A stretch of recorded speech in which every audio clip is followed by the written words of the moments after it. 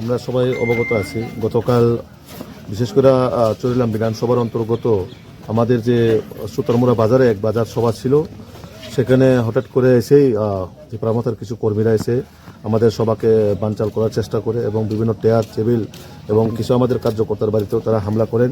তো এটাই আমরা আজকে বিশেষ করে জেলা প্রেসিডেন্ট এবং মন্ডল প্রেসিডেন্ট আমরা সবাই এসেছি দেখার জন্য, এবং যারাই করেছে তাদের এগেনস্টে আমরা অলরেডি এফআইআর করার জন্য করে দিয়েছি, এবং যারাই কাজের সাথে যুক্ত তারা কেউই রেহাই পাবে না। আইনের নজর, আইনের পথে চলবে, এবং যারা এরকমভাবে এলাকার মধ্যে উত্তপ্ত করার চেষ্টা করে জাতি জনজাতির মধ্যে একটা বিশৃঙ্খল করার চেষ্টা করে তারা কেউই রেহাই পাবে না। কারণ যারা এখানে এসে করেছেন, এই ঘটনার সঙ্গে যারা জড়িত আছেন তাদেরকে অলরেডি আইডেন্টিফাই করতে পেরেছি এবং তারা অতি সত্বর অ্যারেস্ট করা হবে। বারবার যে আক্রমণ, এই নিয়ে কি বলবেন? বারবার দেখুন, এই যে আক্রমণ, তারা জানেন তাদের পায়ের নিচের মাটি চলে যাচ্ছে এবং সাধারণ মানুষ তাদের কাছ থেকে মুখ ফিরিয়ে নিচ্ছে।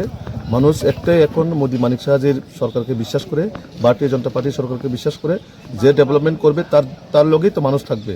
তো যদি এই ছোটো ছোটো প্রোগ্রামে তাদের যে হামলা, এই হুজ্জতি, এটা কিসের দিকে ইঙ্গিত করে?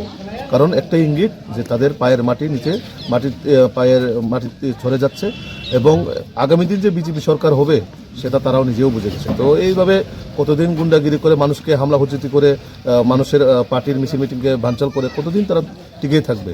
তো একটা সাময়িক সময়, সেটা আস্তে আস্তে সবটাই ঠিক হয়ে যাবে।